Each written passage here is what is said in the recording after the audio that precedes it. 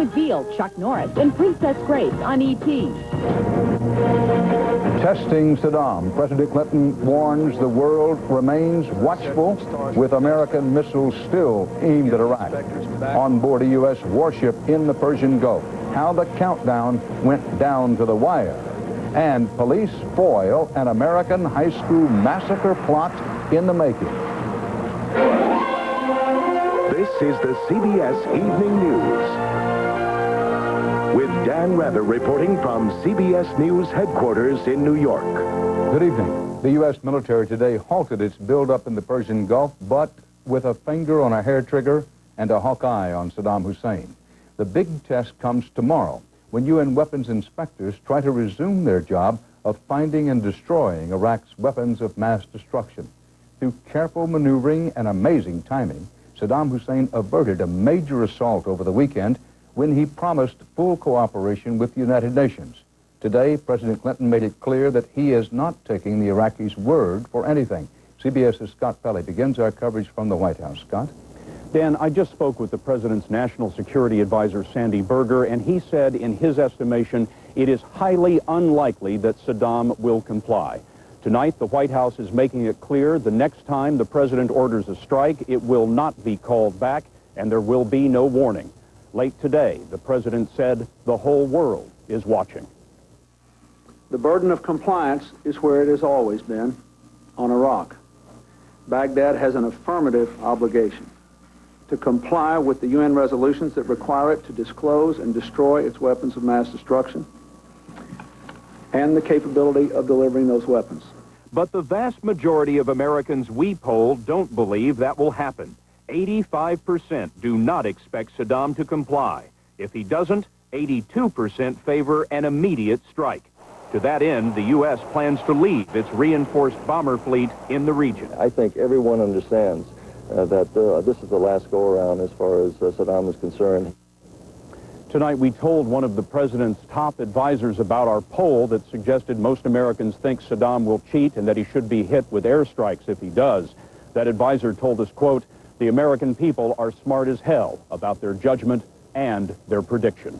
Dan? Scott Pelley at the White House. In Iraq, the United Nations has at least a temporary new lease on its mission of humanitarian aid as well as disarmament. CBS's Alan Pizzi, one of the world's most experienced foreign correspondents, is at ground zero in Baghdad. The UN started making up for lost time today. Humanitarian workers who had stayed in Baghdad during the crisis headed for work.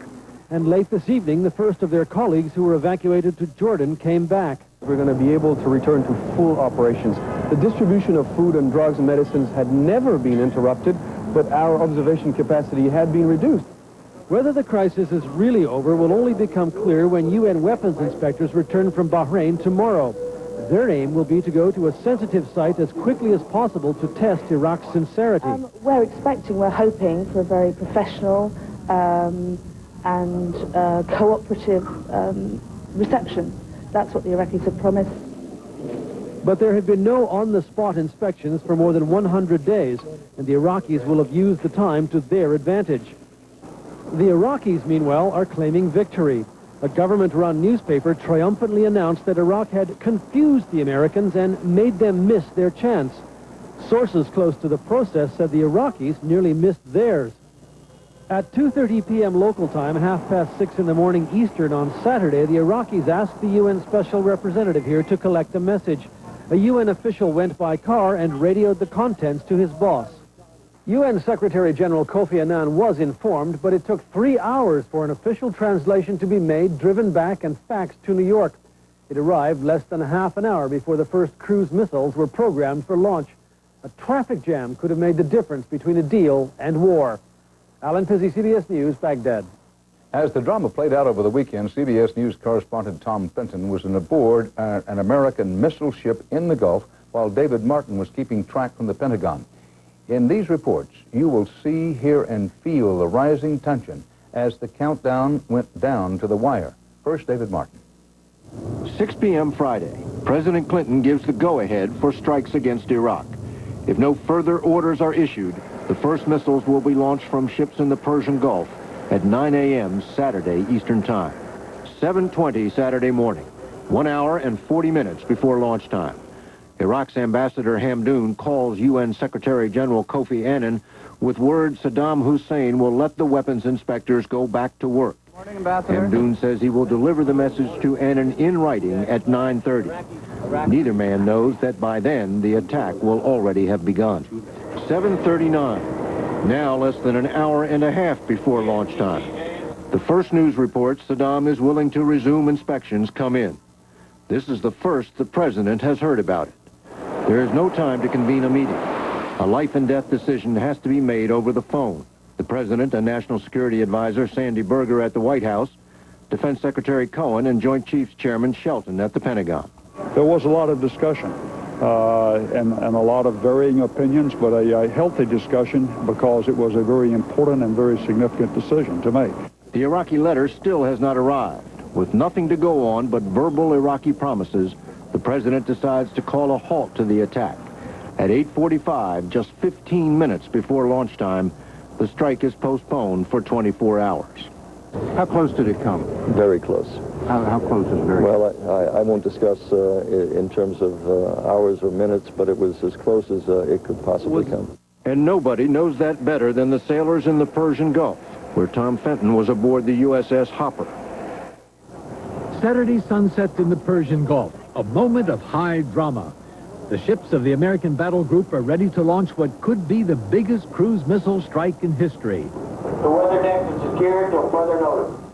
Adrenaline is running high. Earlier in the day, very precise target information was fed over data links into the cruise missiles, poised beneath the hatches on the decks. Each has an address in Iraq. There you go, mark on top. Looks like The final countdown is underway in the ship's Combat Information Center. At this point, the missiles are at the highest level of readiness, level 7, essentially on automatic and programmed to go precisely at 5 p.m. local time. Operation Desert Viper is about to begin. Alpha, strike. I am on the darkened bridge of USS Hopper, waiting with everyone else for the roar and flash of missiles in the night.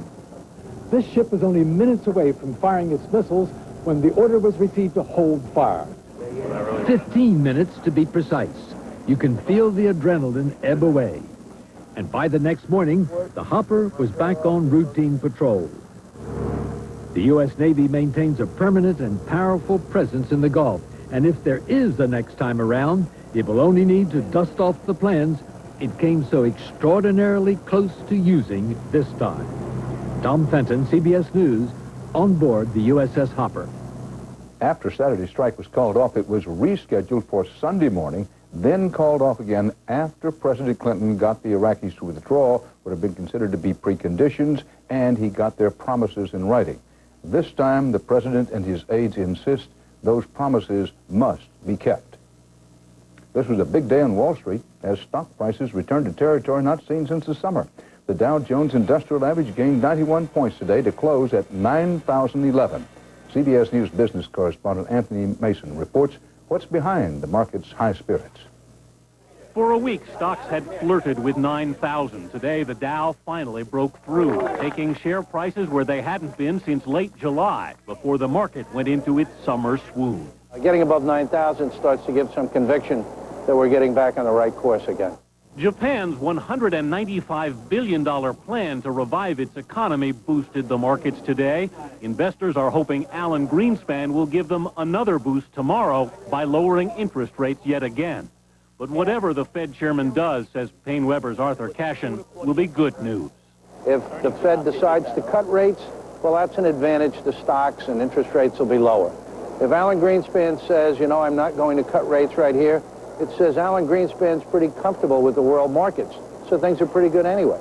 They're great for internet stocks, suddenly in orbit again. Look at eBay, the internet auction site, up 700% since September, and theglobe.com, a website developer, up 500% since Friday.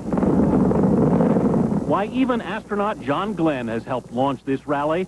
Every day he was in space, stocks went up. No wonder Wall Street cheered as his parade passed by today. So in 10 weeks, the market has rallied almost 1,500 points, and flying on what one analyst called habitual euphoria is now just 330 points shy of its all-time high. Dan? Anthony Mason. Well, whether or not Wall Street's rally is connected to today's Heroes Rally for John Glenn and Company, what a difference 36 years can make. In 1962, it was black and white and ticker tape all over when Glenn was honored as the first American ever in orbit. Today, full color, but Glenn's whiter at age 77 and no ticker tape, replaced by sprinkles of shredded, recycled computer paper. Some things don't change. Glenn still reached for the stars today, unveiling this 20-point star for the Rockefeller Center Christmas tree. Still ahead on tonight's CBS Evening News, the impeachment hearings, what the star witness is likely to say. A new tobacco settlement, the industry will cough up billions less, and they're riding high on the hog, but thieves are in hot pursuit. If you could leave just a little bit over at every meal, it would really add up. Imagine what you could avoid eating in a single month. If you're significantly overweight, 30 pounds or more, depending on height, your doctor has something that may help you eat less. It's called Meridia, and it can help you lose weight and keep it off. You've got to do your part. You've got to do your part with diet and exercise. But Meridia can help. Meridia is a prescription medicine, and it's not for everyone. It can substantially raise blood pressure, and it's not for people who are pregnant or nursing, under 16, or taking anything else for weight loss, depression, Parkinson's disease, migraines, or for people with anorexia, glaucoma, or serious heart problems. Side effects may include headache, constipation, insomnia, and dry mouth. It's a controlled substance, so patients who abuse Meridia may become dependent. For more information, ask your doctor or call 1-888-4-MERIDIA. I'm ready. Meridia.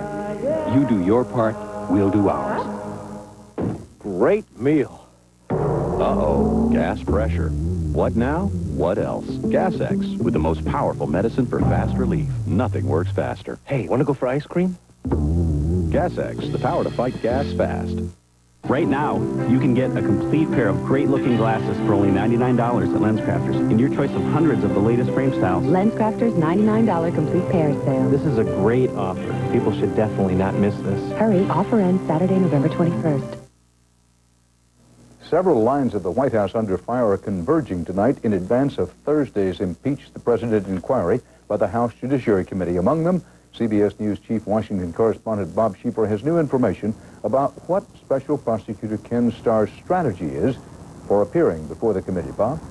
Dan, Republicans have decided to give Starr 2 uninterrupted hours to lay out his case against the president. Only after that will the president's lawyers and committee members be allowed to question him. We're told that Starr will recommend no specific course of action to the committee, but will explain in detail how he came to conclude that the president may have committed impeachable offenses, especially regarding perjury. Democrats urged Committee Chairman Hyde to subpoena Starr's deputies as well, but it's unlikely Hyde would allow that. So Starr may be the only witness called. Committee staffers also said the information Starr sent to Congress last week about the incident involving Kathleen Willey, the woman who claims she was groped by the president in the Oval Office, did not appear significant and probably won't figure in the hearings. Meanwhile, it's proving to be a big week for Monica Lewinsky, spotted in New York yesterday after completing an estimated $1.6 million deal to tell her story in a book to be written by the biographer of Princess Diana. She'll promote the book with a television interview early next year, which could bring her more money through the sale of foreign rights. And tomorrow, the Judiciary Committee is releasing the actual tapes of the now infamous conversations Ms. Lewinsky had on the telephone with Linda Tripp. The written transcripts were released this summer. Now we'll hear it all in their actual voices. Dan? Bob Schiefer on Capitol Hill. For her part, First Lady Hillary Rodham Clinton is causing a buzz with her latest image adjustment as well as policy agenda. The First Lady is on the cover of next month's Vogue and in a featured photo spread inside, showing a new and different dimension of herself. Today, the First Lady was very much out front as agenda activist in hurricane-ravaged Honduras. She arrived there today announcing a doubling of U.S. disaster aid.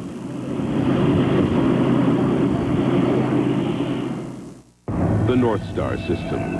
Performance and technology that set Cadillac apart from every other luxury car in the world. Now experience the difference during the Cadillac Performance Drive with the 1999 DeVille. the world's only full-size luxury car with the power and agility of the North Star system. Now just $4.99 a month. A powerful way to set yourself apart during the Cadillac Performance Drive. See your Cadillac dealer today. I'll see you. Hi, man. Me too. Me too. Ah, the credit card game. We've all played it. I'll go 5.9%. That an intro rate? Yeah. First, you get a great introductory rate, but then it goes up. So you'll raise us to 17.9% in 6 months? Yeah. But now, if you have good credit, you can win the credit card game. Let's make it interesting. I'm out. I'm out. Too rich for my blood. I'll call. With the 9.9% fixed rate Visa Platinum card from Capital One. That's a great hand. It's not an introductory rate, and with no annual fee, all the perks of Platinum and a low fixed rate, you may never have to switch cars again. Act now. Call 1-800-CAPITAL and start saving hundreds, even thousands of dollars a year. Call 1-800-CAPITAL. Apply today for the 9.9% fixed rate Visa Platinum from Capital One. In the credit card game, it's the winning card. A Lake Oswego murder investigation is raising more questions than answers this evening. We'll have the latest on this unusual case tonight on KOIN 6 News at 6. Burlington, Wisconsin is the latest flashpoint tonight in America's problem with young people, guns, and violence in schools. In this case, there was an alleged plot, an alleged hit list, but no hit. As the police tell it, they acted before 5 suspects could to turn teen revenge fantasy into real fatality. CBS's Cynthia Bowers has the facts. Police say it was an informant's tip that stopped cold yet another schoolyard massacre. This one in the small town of Burlington, Wisconsin. A sinister plot to kill as many as 20 people, allegedly planned by 5 teenage boys. They had specifically targeted some students, 2 administrative persons from the school, and 1 faculty member. 3 of the 5 were arraigned this morning. Police say the plot involved taking over the school, going to specific rooms and assassinating students and staff they had picked out or considered targets. Principal Jose Martinez was on a so-called hit list. I'm not going to tell you it's because of TV or video games. It's just people don't value human life as they should. Police say they were surprised there didn't appear to be any one thing that triggered the plot here at Burlington High School. Rather, it was that the boys felt they were being picked on and wanted to strike back. He never talked about killing people. Stacy Yackel dated one of the boys, questioned but not charged, until her mom made them break up. When he started talking about cutting dogs open and seeing what they're made of and seeing what it'd be like to see an actual animal die, it's just, you know, that's nothing I want my daughter to be with. Students and faculty here are still trying to come to terms with what might have been. It's just not good. It makes you really uneasy about coming here, where you're supposed to feel safe and all. That mood is echoed throughout this community of 9,000. Townspeople who once felt secure away from the big city, tonight aren't feeling so safe. Cynthia Bowers, CBS News, Burlington, Wisconsin. Word came today that the experimental cancer-fighting drug interleukin-2 may be a promising new line of attack against the AIDS virus. While the latest drug combinations can knock the virus to almost undetectable levels, the AIDS virus does hide in the body. Now, CBS News correspondent John Roberts says that a new government study suggests that adding interleukin-2 to the AIDS-fighting mix may actually lead the way to killing, even eliminating, the virus in its hiding places.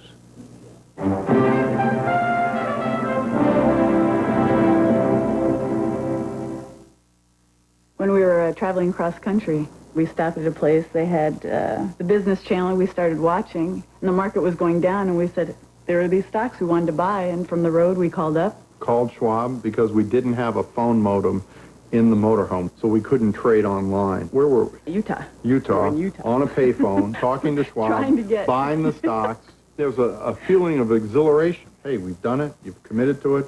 Then we got back in the motorhome and traveled on our way. And those purchases have done very well. I had questions about investing, and nobody would answer my questions. And then one day my friend was telling me about stocks and that she wanted to start a stock group. We go to the meeting. We talk about everything, you know, children and parenting and politics. And then we talk about which stocks look good. And I come home and say, okay, let's do this with the girls' money. Let's invest in this stock. This looks the best to me. And we learned about it on Schwab.com. Right? So you can go to college. Who's built over 2 million computers for small business? Who offers 24-hour-a-day, 7-day-a-week technical support? And who's making sure business has the latest technology, like the Intel Pentium 2 Xeon processor and a custom-built server, plus a desktop and laptop? Lease it all for as low as $199 a month. And who does all that, one customer at a time? Gateway. So give us a call. You know, the last I looked, the average workday lasts more than a few hours, right? Right. But average pain relievers may work for a few hours, then quit. Well, now there's Aleve.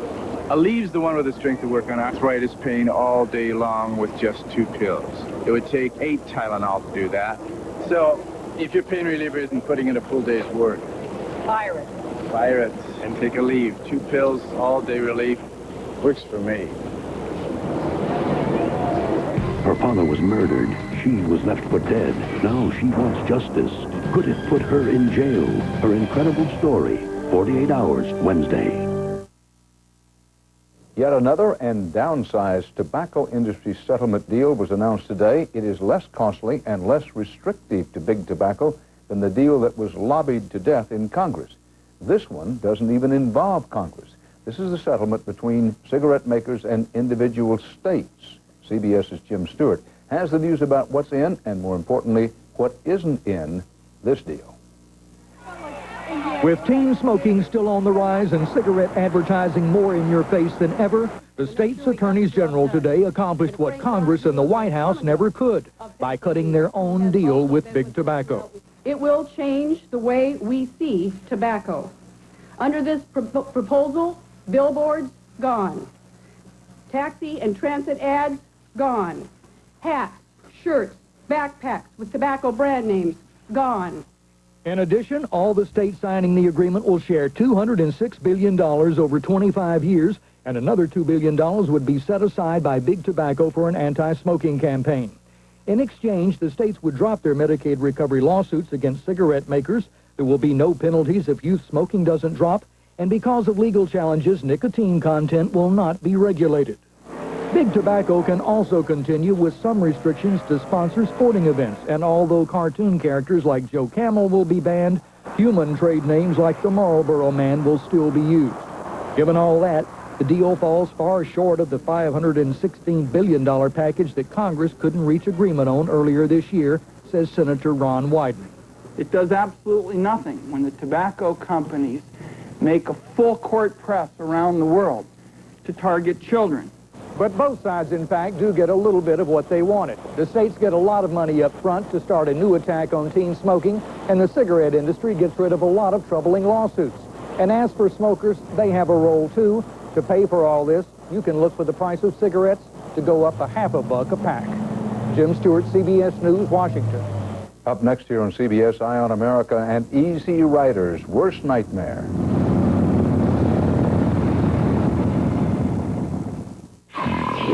T-Bone, looking for a T-Bone, truly meaty T-Bone, at the big T-Bone store. That's one. No, that's not one. Over there. No, over on the shelf. Oh, too green.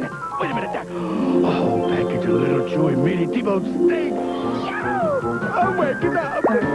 Mama brought you some T-Bone dog snacks. Made with real meat, so dogs think it's a T-Bone. Resealable T-Bones brand from Purina. Dogs don't know it's not a T-Bone. It's a T-Bone. I'm in pain, so much pressure, I just can't focus. Mom, it's 13 minutes to 6. Kevin, just give me a minute. Mom, you okay? Now clear the sinus pain with Tavist Sinus Gel Caps. It's new. It goes beyond pain relievers like extra-strength Tylenol to not only relieve pain, but unclog the congestion that may cause the sinus pain. So you're clear-headed again. Can you say that again? Why suffer sinus pain? Be clear-headed, clear through your day with new Tavist Sinus Gel Caps. Charlie, you know how we're always trying to find something to watch? Yeah? Well, now we can get Prime Star satellite TV installed for just $49. Oh. $49? This could be the greatest thing that ever happened to us.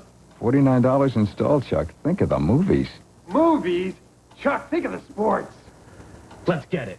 Okay, he's gonna get it. All right. Right now, get Prime Star installed for just $49. Call 1-800-PRIME-STAR or visit your local Radio Shack. Nobody does it like you, the way that you do. Mrs. Adams Vacuum makes cleaning carpets a real workout. Mrs. Stevens' new self-propelled wind tunnel by Hoover almost works by itself. And wind tunnel cleaners work so well, they pick up more dirt than any other clean air upright. Self-propelled wind tunnel. Nobody does it like you. We end tonight with an unusual crime wave. The perpetrators are modern-day rustlers. Their target, one of the hottest commodities in the country. In tonight's Eye on America, CBS's Jim Axelrod investigates grand theft. Hog. Heading down the highway, they don't look like typical crime victims. But these easy riders have become easy marks. There is somebody in this city, and we don't know who yet, and they've decided to pick San Antonio clean for Harley Davidson. 70 Harleys have been heisted in San Antonio since last year. The thieves who stole Steve Batson's bike were caught on tape. So there it is. There it is right there. And that's the last I saw of it. He can't stand thinking about his life's treasure being rolled away and can't stop watching. I've seen it and seen it and seen it, and every time I get the same feeling. You know, the suckers wouldn't have done it if I'd have been standing there. This is a custom leather seat. Not all the potential victims are sporting tattoos. Harleys have moved beyond Hell's Angels. Where you once found drug dealers, you now find pharmaceutical company sales reps, like Gary Matney, who paid $19,000 for his Harley. Well, we're going to do it again today. In fact, if I can figure out a way to have a second one. Those prices make Harleys a hot target all over North America. Theft rings have hit Los Angeles, Minneapolis, Milwaukee, Montreal, and Columbus, Ohio. The supply of new motorcycles has not matched the demand for probably a good 10 years. But a Harley's value cannot be measured strictly in dollars. Harleys have become a top-shelf status symbol, as much mechanical jewelry as motorcycle. Ask anyone who's had one stolen. The thieves have robbed them of something no amount of insurance money could ever replace. Well, no, that is my life. You know, I'm not married, I'm single, and that's my partner.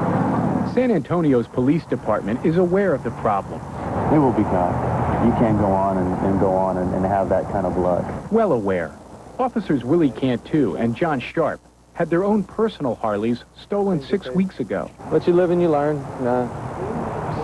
Maybe lock this one up a little bit better.